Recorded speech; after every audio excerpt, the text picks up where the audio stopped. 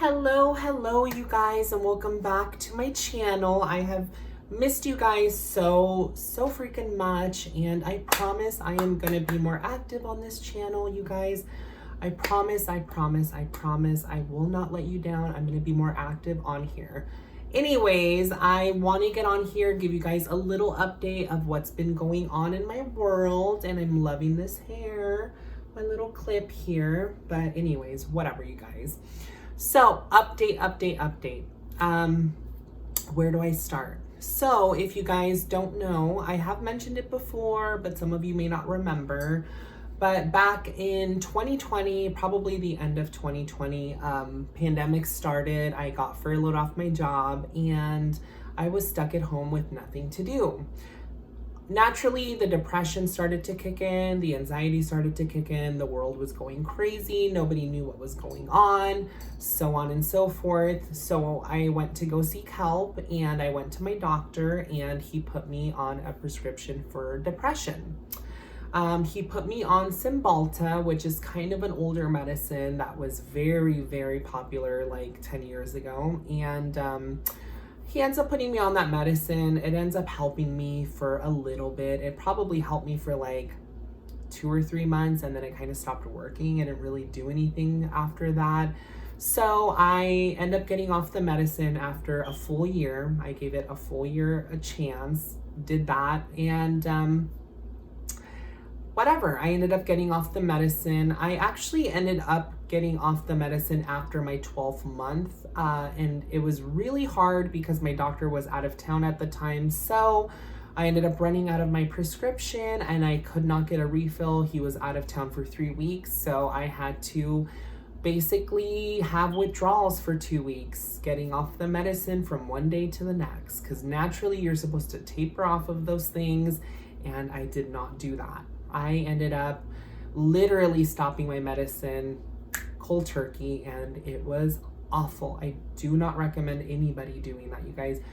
Withdrawing from medication, certain medications, is a nightmare. I was so scatterbrained. I was like crying every day on my way from work. It was awful, just awful. I do not recommend stopping your medicine that fast, you guys. So fast forward to about 6 weeks ago. I have not been on any medication. I have just been on my estradiol. I take that like candy every single morning. I take it with breakfast, whatever.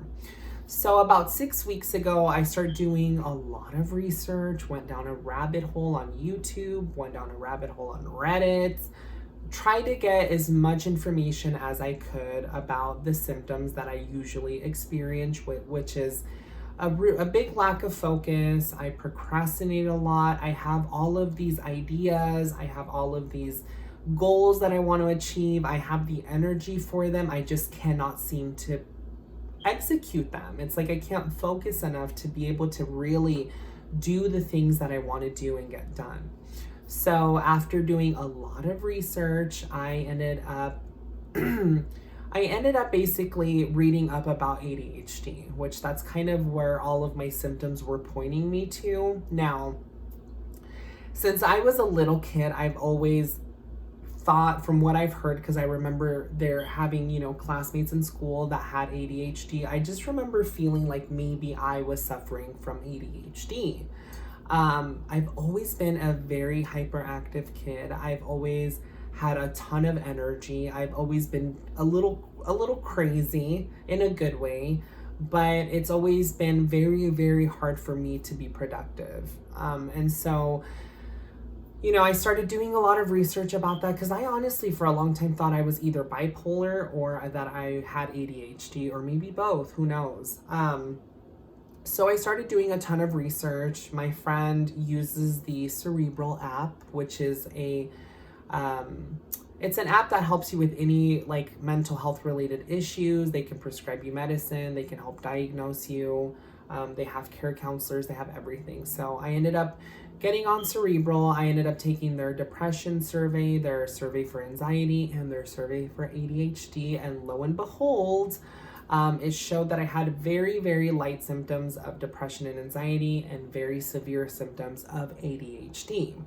So I ended up getting an appointment with my care counselor. So initially you have to, have an appointment with a care counselor. It takes about 30 minutes and you talk about everything that's going on in your life, what's affecting you, what you want help with, how it affects your daily life, so on and so forth. And then from there, they give you an appointment with a prescriber to help prescribe you a medicine that is going to help treat your symptoms.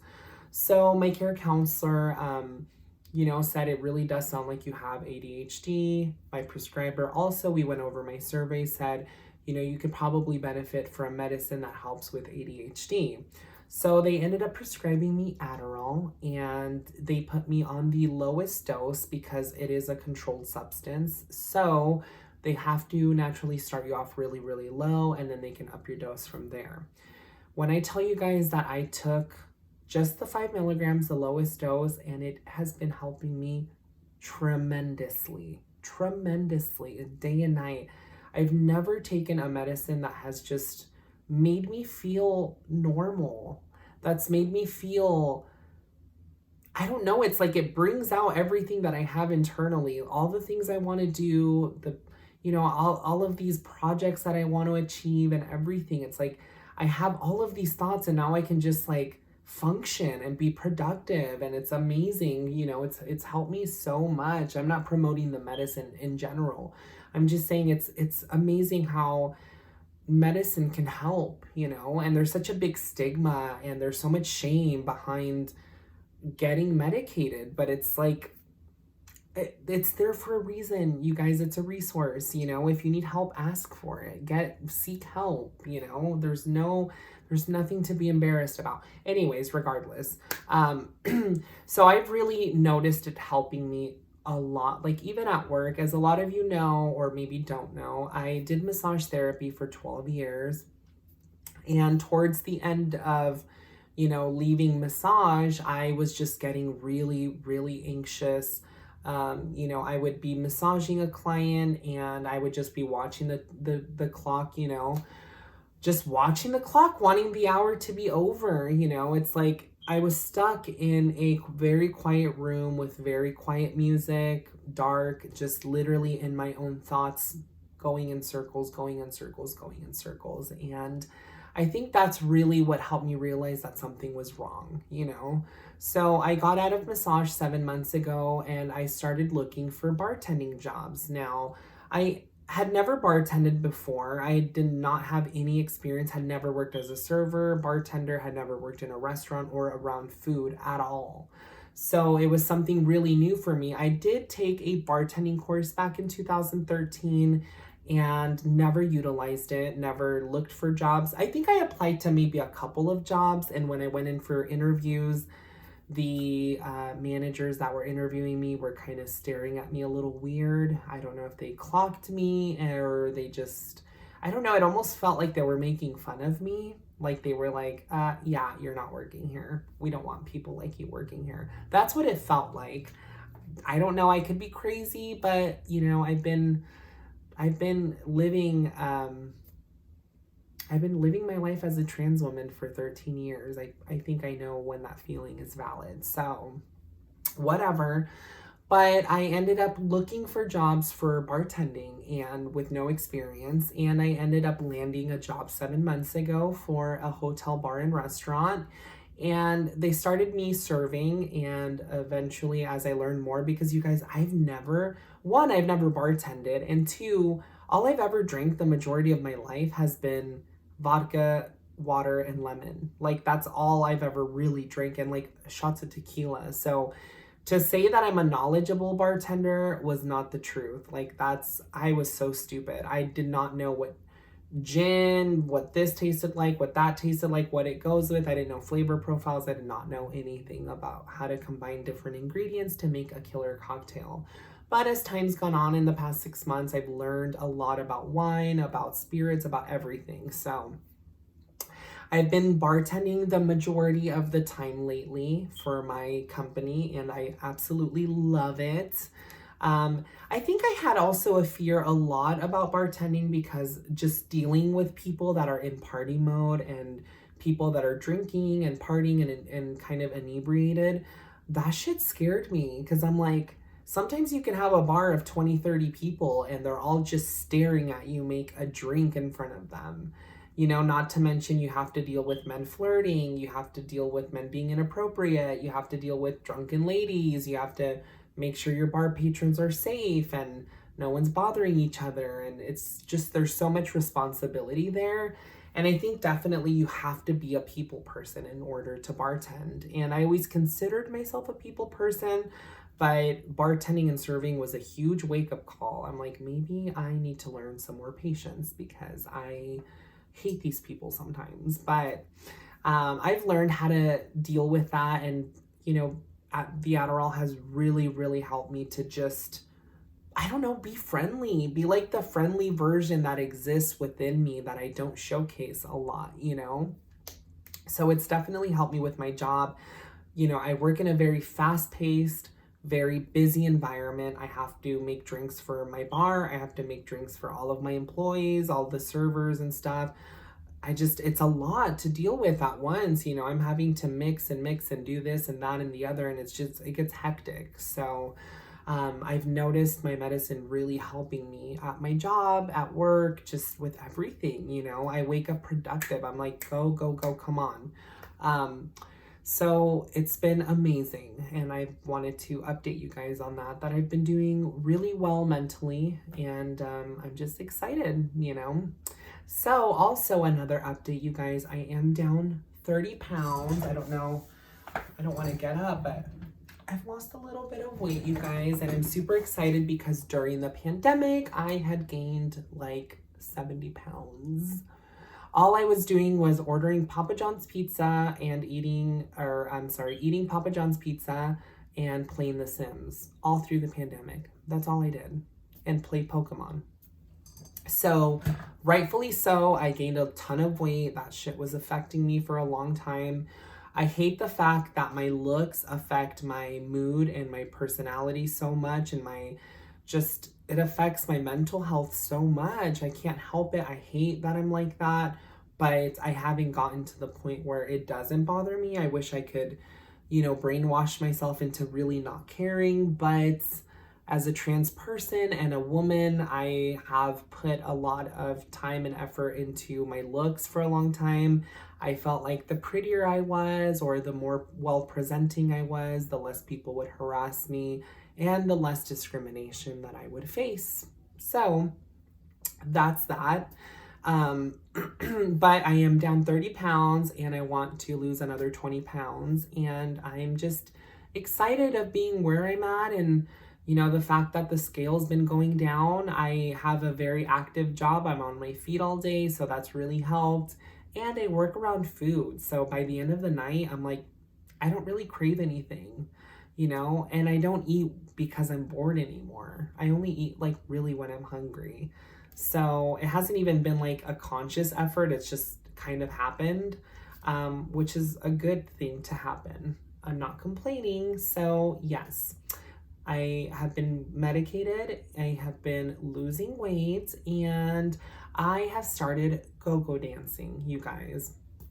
None of you know this, but I used to go-go dance / strip, whatever you want to call it. Back in 2018, I was dancing at a local gay club called Volt, and they used to have a ton of drag shows there, and like, I don't know if they had any like pageants or events like that, but I know that a lot of the girls from RuPaul's Drag Race would come through and perform there.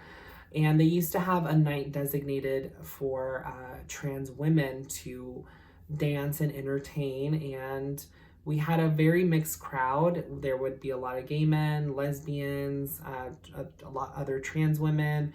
There would be a lot of cis women. There would be a lot of trans attracted men. It was just a lot of fun. And I did that for a few months and have recently started go-go dancing at another gay club that also has a night designated for trans women. It's been a lot of fun. They have kind of a rotating cast. I've only gone and danced like 2 or 3 times. But it's been a lot of fun. It's definitely different than the last time I danced because 1, I'm heavier now, and 2, I'm older. So it's it's not only for fun. It's like now I treat it, you know, very much like a job. I go in, I dance, I entertain, I make money, and I leave, you know. I don't overdrink. I try not to get too crazy or wild or anything like that. And it's been fun. Yeah, I do it and I go to work the next day and I whatever, you know. So it's been a lot of fun. If you guys want me to vlog that next time for you, I can. I think it would be really fun because I feel like there's not really a lot of outlets for trans attracted men to go to, and there's not really a lot of outlets for trans women to entertain in. So that's been a lot of fun. I would love to do a little vlog and show you guys the process of getting ready, what the club looks like, you know, maybe introduce you to the other gals that dance. They're all very nice, very friendly. And I just think it would be really, really fun to be a little stripfluencer for a night, you know. But yeah, that's been a lot of fun. And also, biggest good news, woo! I paid off all of my credit card debt. I had, I would say about $12,000 of credit card debt split between like 5 different credit cards. And I paid all of that off in 7 months. It was really fucking hard. But I put myself on a no spend, on a spending freeze, and I was working like 60 to 70 hour weeks for 3 to 4 months, probably since from New Year's to April. Like I just was working crazy amounts of hours. It was insane, but I really wanted to pay off all of my debt. The reason I decided to even do that was because I was going to refinance my house, and I went through my bank statements with my mortgage lender, and he was basically like, where is all of your money going to? You make decent money. Where's your money going? Why do you have nothing to show for it? And I'm like, I don't really know. I think I spend too much on Amazon and eating out and bullshit and just stupid crap like that. But definitely a big wake-up call, and I'm glad I went through the process. I ended up not refinancing my house because of that, because I just figured, you know what, instead of pulling money out of my equity, I'm just going to pay off my credit cards. I'm going to save up money because I do want to add a second restroom in my home. I just bought my house last year in March, just hit my 1-year anniversary a couple months ago. Very excited.